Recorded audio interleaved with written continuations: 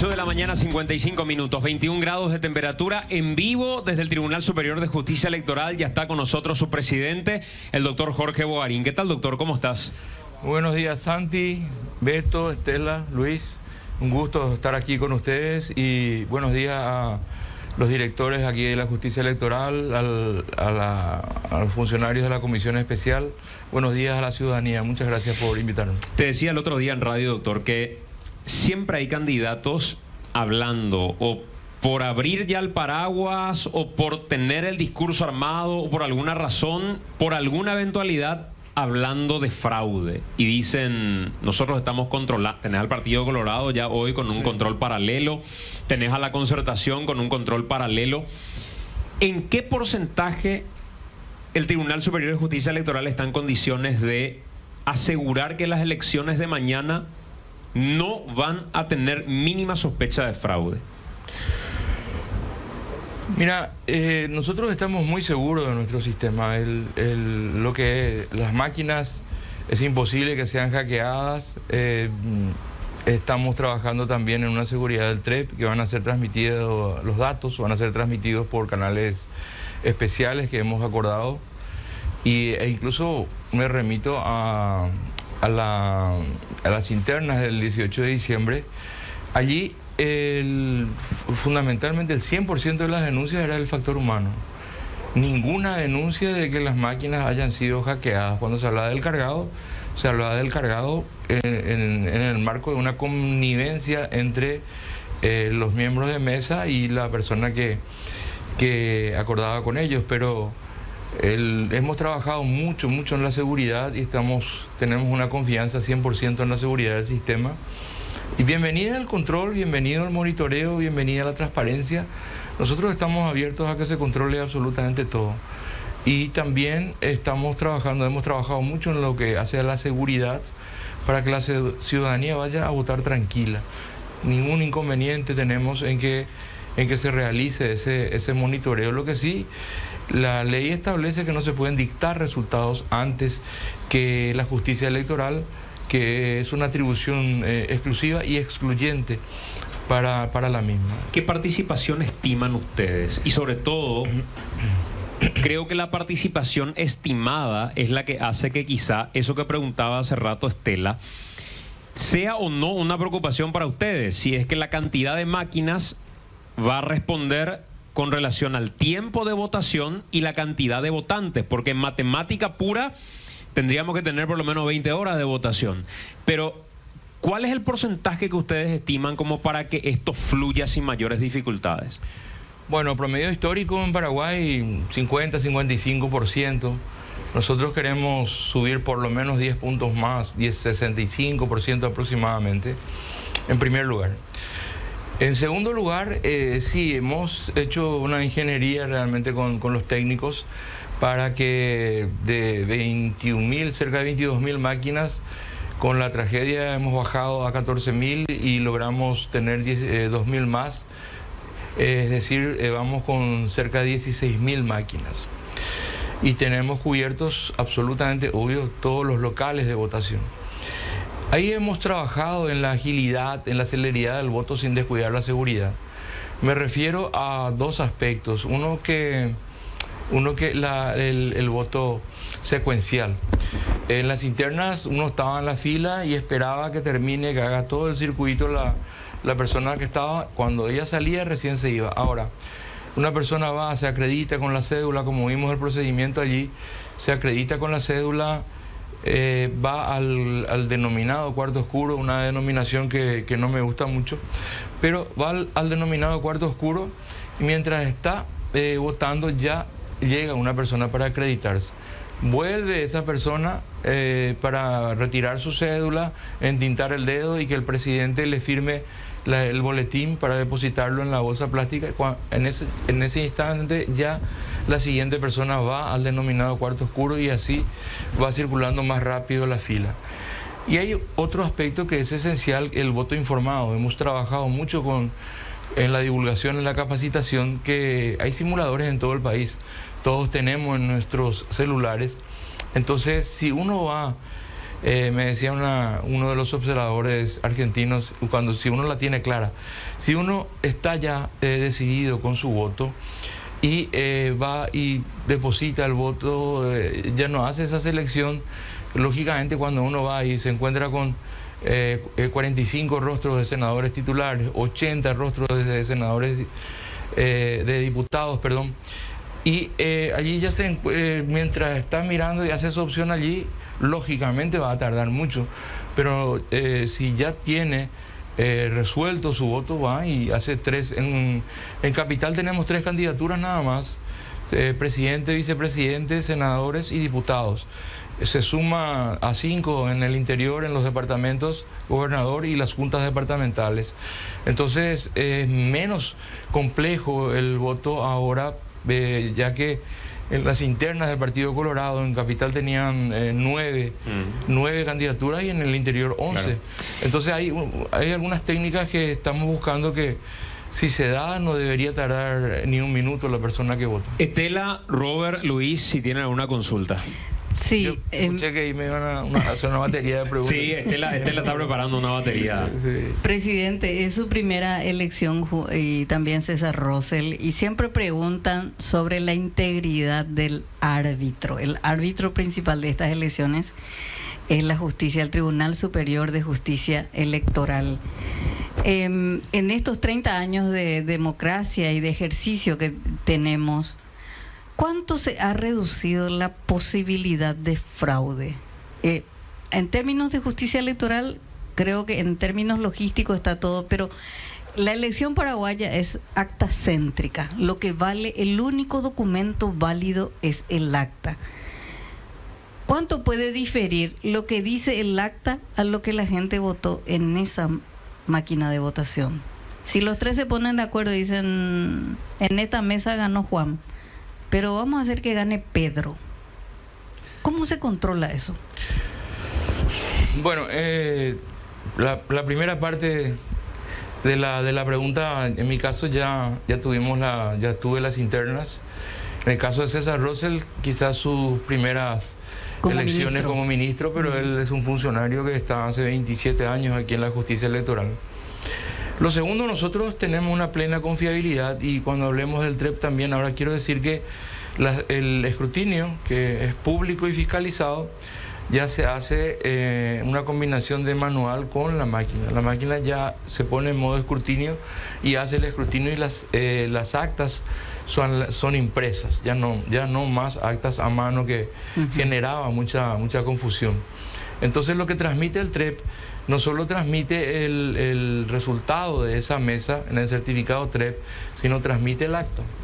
Entonces es muy difícil que difiera, es muy difícil que se pueda manipular, y que se tienen que poner de acuerdo todos los miembros de mesa, más los apoderados, más los veedores. Es decir, el control mutuo también va a ser importante para dar una seguridad de 100% al sistema. Nosotros estamos realmente confiados en que no va a haber fraude, y reitero, en las internas el 100% de las denuncias han sido sobre el factor humano. Ninguna denuncia sobre un hackeo o sobre un cargado online de la máquina, porque la máquina no está online. No tiene luego una conexión a la internet, tampoco los puertos están todos bloqueados. Es decir, ese es un tema que también hablarlo con los técnicos, pero ya hemos revisado, hecho pruebas a la máquina. Tenemos, a mi criterio y sin ánimo de soberbia, un 100% de confiabilidad en el sistema electrónico de votación que tenemos hoy. La pregunta, seguramente después vamos a abordar la cuestión técnica propiamente con la gente de informática. Yo quisiera ir al otro escenario. Como lo que pudimos apreciar da cuenta acerca de que todo es un proceso ya digital, informatizado, o sea, medianamente confiable, y que es hasta donde ustedes pueden garantizar, presidente, porque luego las mesas pueden torcer voluntades, y es que hay esa unanimidad entre los integrantes de la mesa, y sabemos que el hombre tiene por naturaleza la posibilidad de ser corrompido. Ahora, ¿qué puede propiciar de que yo solicite o impugne el acta? ¿Qué tipo de cosas tuvieron que haber pasado y cómo deben asentar esos elementos, los apoderados que estén allí, viendo la circunstancia que podría invalidar un voto? Porque antes pues era famoso, se marcó doble. No se leía bien, no se entiende lo que dice. O cometió errores el elector. Ahora, ¿en qué casos hoy, con toda esta tecnología, se puede impugnar un acta de una mesa electoral? Bueno, dame un poco más de crédito, eso es medianamente confiable. Yo diría que es realmente confiable el sistema, por una parte. Por la otra, por ejemplo, que haya habido una inducción al voto que está prohibido, ya las irregularidades están establecidas, contempladas en el Código Electoral, y esa irregularidad se tiene que asentar en el acta para el posterior juzgamiento. Nosotros lo que vamos a recibir el lunes son los resultados del TREP, pero eso luego va a un juzgamiento provisorio a cargo de los jueces electorales de cada circunscripción, y también llegan acá el sobre 3 para el juzgamiento definitivo por parte del Tribunal Superior de Justicia Electoral. Es decir, hay un doble, triple control de todos esos aspectos, pero no hay un nuevo recuento de votos, no, eso no existe. Lo que sí existe es un juzgamiento de aspectos formales como el que estás mencionando. Y si hay una nulidad de más del 20% de las mesas o de los votos, en ese caso sí puede ser una causal de nulidad, pero tienen que ser juzgadas. Pido licencia a mis compañeros para abrirme un poquito del tema puramente electoral, para entrar en un tema también muy discutido últimamente. Este, sin lugar a dudas, ha sido uno de los periodos electorales o periodo de gobierno donde aparecieron mayor cantidad de denuncias de casos de narcopolítica, y es donde es fundamental seguir la ruta del dinero que se utiliza en la política y en las campañas políticas. Si bien la justicia electoral tiene un programa de seguimiento, ese programa de seguimiento no es real porque no toma el control del 100% del dinero. ¿A cuánto estamos de saber realmente cuánto invierten los políticos en la campaña y de dónde viene ese dinero? Bueno, yo me he encontrado con una serie de leyes que están muy dispersas. Se necesita claramente un ajuste de las leyes que regulan todo lo que hace al financiamiento político. Financiamiento político público, no hay mucho inconveniente, viene de los aportes y los subsidios por parte del Estado. Donde sí hay que trabajar es en el financiamiento privado, los aportes privados que tienen unas limitaciones. El candidato, las organizaciones políticas tienen que hacer una declaración jurada inicial de gastos de campaña que luego es revisada por aquí cuando se rinde cuentas de esos gastos. Acá le veo al director de financiamiento político, el doctor Ruiz Díaz, que también puede hacer unas aclaraciones al respecto. Nosotros revisamos lo que es declarado. Nosotros somos un órgano de cumplimiento y cumplimos estrictamente lo que dice la ley. Con todo respeto, yo digo que le falta algunos ajustes a la ley para eso que acabas de mencionar. Tenemos que trabajar en eso con el nuevo Parlamento, porque difícil controlar lo no declarado. No obstante ello, cuando vemos algunas cuestiones dudosas que ameritan una investigación, nosotros no tenemos facultad de ir detrás de esos hechos, pero sí trabajamos con la CEPRELAT, por ejemplo. Se hace un análisis y si hay cuestiones a ser investigadas, se genera lo que se denomina un ROS, reporte de operaciones sospechosas. Eso vemos con la CEPRELAT y se remite a la Fiscalía, que es el órgano natural de investigación. Entonces ahí se inicia la investigación. Sí, estamos preocupados, pero también ocupados de todos esos aspectos. Estamos trabajando fuertemente y se ha mejorado mucho en la detección de ese dinero que circula por ahí, que circula el día de... eso, por ejemplo, si uno observa que en una bolsa de plástico se está repartiendo dinero, nosotros somos funcionarios públicos y tenemos la obligación de denunciar. Nosotros no podemos hacer una persecución, una investigación, porque para eso está el Ministerio Público, están los fiscales. Lo que hemos hecho, hemos hablado y coordinado labores con el nuevo fiscal general del Estado, el doctor Rolón, y con él se ha acordado que prácticamente todos los locales de votación existan fiscales y agentes fiscales, justamente para la detección de esos hechos punibles del día de... Doctor, en esa línea, y aprovechando que está Ruiz Díaz también, recuerdo que la última vez que estuvimos acá, en el momento en el que estábamos acá, reportábamos que a Augusto Wagner le estaban robando plata para el día D. Hoy iniciamos la cobertura contando que a Juan Villalba le tortolearon y le sacaron 50 millones de guaraníes de su vehículo.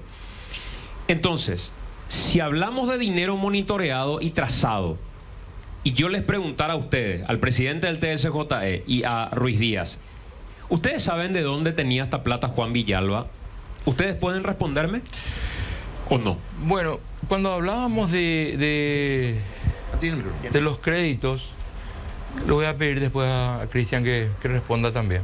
Cuando hablábamos de los créditos, esto de fiducia y de los partidos, la parte que yo rescataba interesante es que es un dinero que es trazable. Es un dinero que sabemos el origen, entonces es interesante. El problema es cuando hay algún dinero que no se sabe el origen, y ahí hay que iniciar una investigación si proviene de lavado de activos, si proviene de organizaciones criminales. Eso es lo que hay que hacer, y eso corresponde, la investigación de eso, al Ministerio Público. Obviamente nada obsta que nosotros denunciemos esas situaciones, porque somos funcionarios públicos y tenemos obligación de denunciar, reitero. Pero estamos trabajando, y en nuestra discusión casi todos los días con Cristian sobre ese tema. Cristian, si querías agregar algo, por favor.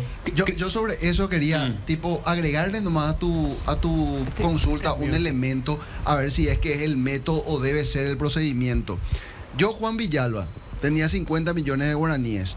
Yo públicamente estoy declarando que yo soy delegado y que le tenía que llevar a 3 reparticiones de mi partido político ese dinero. Se supone que alguien me tuvo que haber entregado ese dinero y se tuvo que haber labrado algún tipo de documento, si es que yo quiero seguir con el espíritu de la trazabilidad. Y la persona que a mí me entregó, a su vez, tiene que ir para arriba para saber de dónde vino ese dinero que yo le entregué a Juan Villalba. Sí. No sé si Juan Villalba también está obligado posteriormente a recibir un documento de haber entregado ese dinero. Pero como el control de ustedes, presidente, es post declaración, entonces, ¿quién me certifica que todos esos pasos efectivamente se va a hacer? O se tiene que hacer, ya sabemos por la ley, pero ¿cómo yo puedo saber efectivamente que eso se va a llevar a la práctica? Esa es la gran debilidad que tiene nuestra ley de financiamiento político, sobre todo teniendo en cuenta que el control se realiza ex post, o sea, después de las elecciones. Por lo tanto, no podemos ser preventivos, sino que ya somos reactivos. Y esto les digo teniendo en cuenta que el SINAFIP hoy día está habilitado. El SINAFIP es la herramienta informática que le proveemos a candidatos y organizaciones políticas para que rindan cuentas. Esa rendición de cuentas está habilitada, pero no lo están haciendo aún porque la ley les obliga a hacerlo dentro de los 60 días posteriores a las elecciones. Entonces, vamos a ver con la presentación de las rendiciones de cuentas qué nos dicen. Con respecto a quién le pudo haber dado el dinero, y tuvo que haber sido el administrador de campaña de la organización política, teniendo en cuenta que es él el responsable de toda la actividad y el movimiento financiero de esta organización política en particular. O sea, hoy, en este mismo instante, nosotros en tiempo real no sabemos eso. O sea, el TSJE no lo sabe ahora en tiempo real. No sabe de ningún partido, no sabemos cuánto es el dinero que tienen. Lo que sí tenemos es cuánto declaró cada candidato con su declaración inicial. Y eso ahí, tenemos. Ahí respecto a los mecanismos de control, vamos a suponer que mañana lo sepa, o dentro de los 60 días. Ya está hecho. Tu candidato ya llegó. Tu candidato ya está en el Senado, tu candidato ya está en la presidencia de la República, tu candidato ya está. O sea, no tenemos un mecanismo de prevención quizá y de control previo. Y no sé si ahí CEPRELAT es el órgano que debería ser mucho más sólido en su mecanismo de control, presidente. Santi, claro. Y perdón, presidente, antes, un agregado más. ¿Y cuál es la sanción si es que incumplís? Porque vos podés detectar después, pero ¿hay sanción? Sí. Bueno, lo que ahí también olvidé mencionar que estamos trabajando con la Subsecretaría de Estado de Tributación. Entonces se hacen los cruces. Nosotros, reitero, somos órganos de cumplimiento y cumplimos estrictamente lo que establece la ley. Lo que ustedes están diciendo es cierto, es absolutamente cierto, Por eso inicié esta pregunta diciendo, necesitamos ajustar nuestras leyes. En la práctica, a todos nosotros nos piden factura por lo que tengamos que hacer. Sí. Okay. En la práctica, recuerdo una conversación con un presidente de seccional que me decía más o menos 50.000 era su cálculo por persona que tenía en su seccional, de acuerdo a cómo había ido esa seccional en las últimas votaciones y la cantidad de sus afiliados que habían votado. Tiene que existir factura por cada una de las transacciones que uno hace y yo tengo que tener en factura esos 17.000 millones del Partido Colorado, esos 27.000 millones de esta concertación, esos 37.000 millones de esta alianza. ¿Y sí? Tiene que existir todo eso trazado con factura y es hasta una retórica, porque en la realidad sabemos que el operador político o el que va a mover su colectivo ese día no está dando factura. Esa es la realidad, no es plata que se mueve con factura, doctor. Bueno, por eso decía que en un crédito, en un préstamo, es mucho más fácil determinar el origen. Tenemos el origen y la trazabilidad y nosotros revisamos eso en las rendiciones. Y Cristian puede informarnos que se han hecho multas, hemos multado a varias organizaciones políticas por deficiencias en la rendición. Nos traen factura o nos traen factura bien conformada, sin timbrado, etcétera. Tenemos un equipo acá muy calificado, dirigido por el doctor, que revisa todos esos aspectos. Esa es la parte que nosotros, esa es nuestra parte, pero nada obsta, y reitero, a que denunciemos y a que hagamos el trabajo de cruzamiento con la CEPRELAT, la Subsecretaría de Estado de Tributación y con el Ministerio Público. Estela. Presidente, como jurista, me gustaría que usted aclarara un punto que ayer generó un poco una discusión.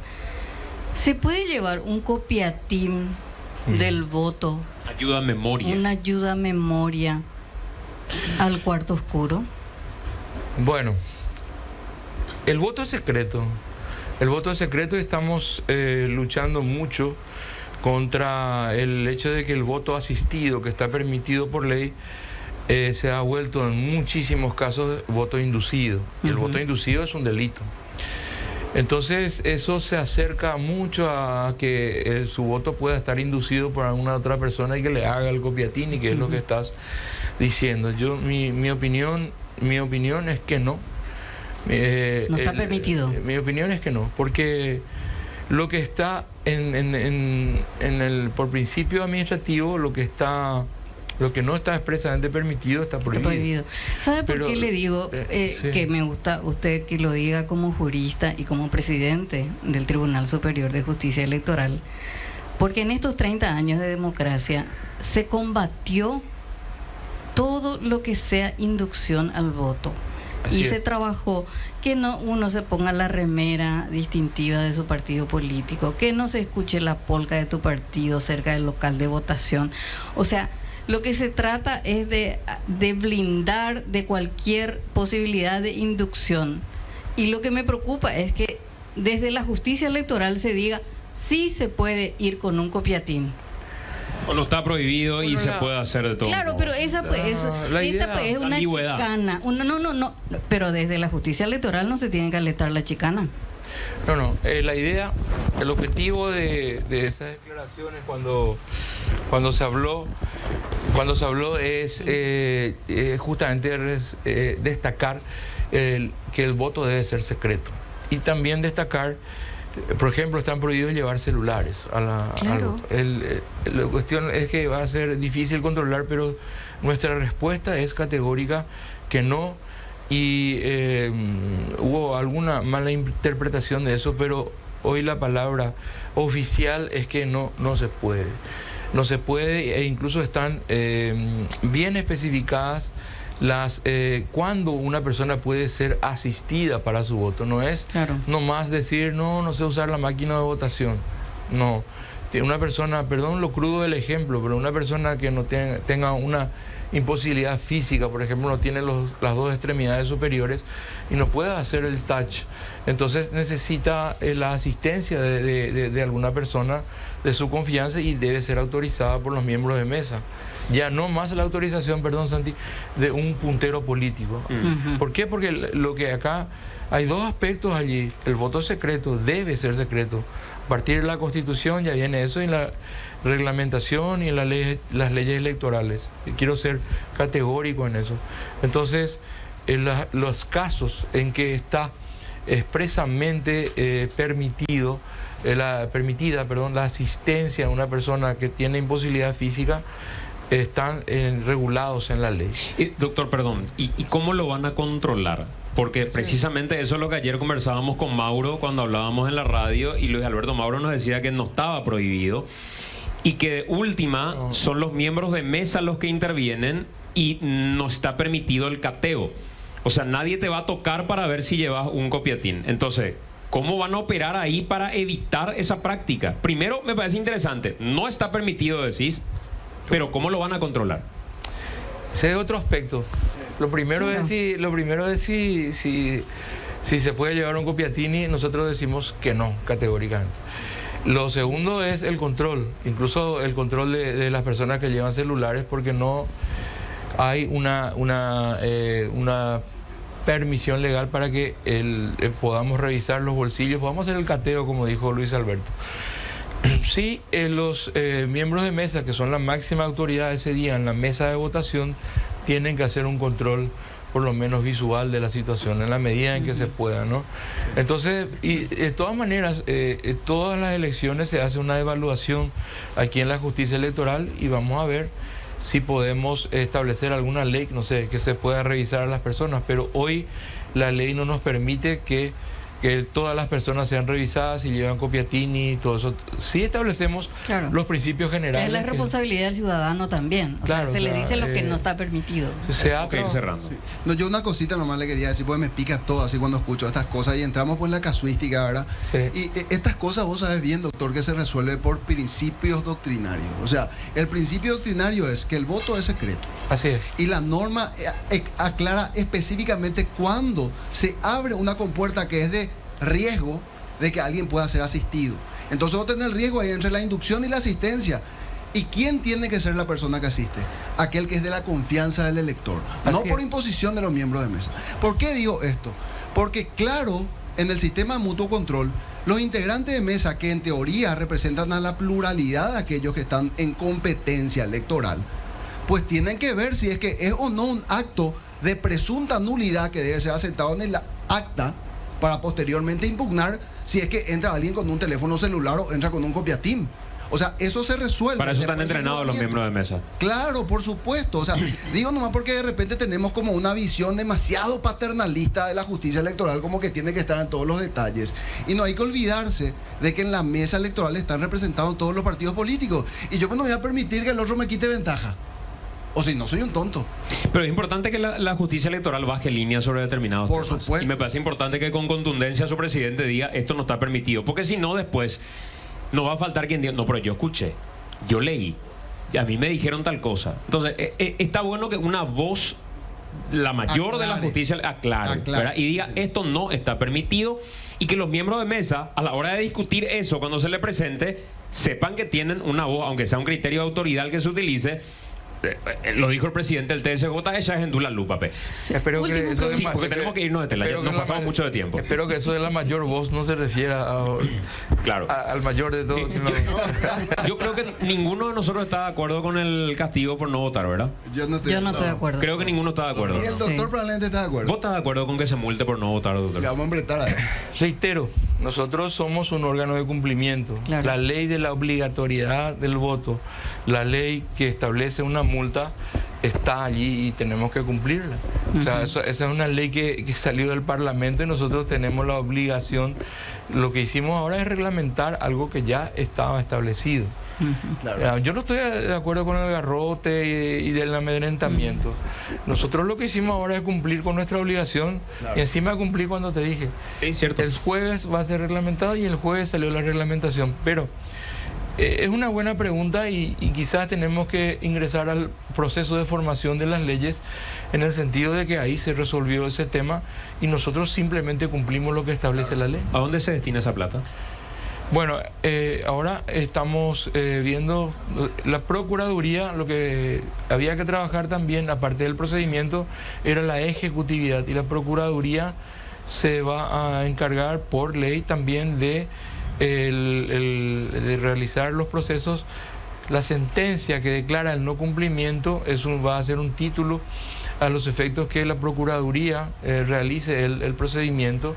Procuraduría envía a Hacienda, y Hacienda va a determinar en qué medida, en qué proporción se va a destinar esos fondos. Se van a destinar a justicia electoral o a otros aspectos. Si le habilitan una fuente 30, Claro. creo que le denominan, entonces ahí se va a destinar. Presidente, se habla de un cabeza a cabeza para mañana, de un empate, diríamos, técnico entre los dos candidatos principales. ¿Qué significa eso para la justicia electoral, ese desafío? Porque si la diferencia es como muy mínima, se puede dar la posibilidad de que el otro candidato no acepte. Entonces, ¿cuál es la contingencia que tiene la justicia electoral en ese sentido? Y yo agrego ahí hasta cuánto porcentaje va a llegar el TREP, porque si es cabeza a cabeza Sí. y tenés un porcentaje del 98% del TREP, ¿qué decisiones se toman ahí? ¿Eso ya está sentado cómo se va a hacer en lo previo o lo van a decidir sobre los 45? Estamos hablando de esos temas, y de hecho nosotros vamos no a proclamar un ganador, porque eso no es así. Vamos a exponer, vamos a establecer los datos que están ahí en el TREP, cuando los datos ya sean irreversibles. Si es mínima la diferencia, vamos a buscar que se haga un 100% de las mesas. Y vamos a decir, estos son los resultados que arroja el TREP. Pero Y sí, luego, perdón Luis, sí. esos resultados son sometidos a un juzgamiento provisorio y posteriormente a un juzgamiento definitivo. Pero sí o sí mañana se anunciaría ese resultado del TREP. O sea, no hay Sí. posibilidad de pasar eso al día siguiente. Mañana es el día clave. Para nosotros sí. Doctor, gracias por estar con nosotros, por acompañarnos y por estas explicaciones. Necesitamos una batería más... No, nos faltó tiempo, nos vamos a pasar de tiempo, de hecho, así que anda pidiendo Lisa unos minutos más también hoy. Bueno, doctor, gracias por acompañarnos. Gracias. Hacemos nosotros una pausa y a la vuelta seguimos hablando de temas que tienen que ver con las elecciones. Brevemente, Santi, Sí. solo para decir a la ciudadanía que vaya tranquila a votar. Estamos cuidando todos los aspectos de seguridad y dar garantías a los partidos, a las organizaciones políticas, de que vamos a ser fieles custodios de la voluntad popular. El mensaje de tranquilidad y de certeza quiero que llegue a la ciudadanía, a las organizaciones políticas. Hemos trabajado duro y nos comprometemos con la democracia. Es la única forma de fortalecer la democracia y el Estado de Derecho que todos queremos. Jorge Bogarín, presidente del TSJ. Hacemos la pausa 9:28, enseguida estamos de vuelta.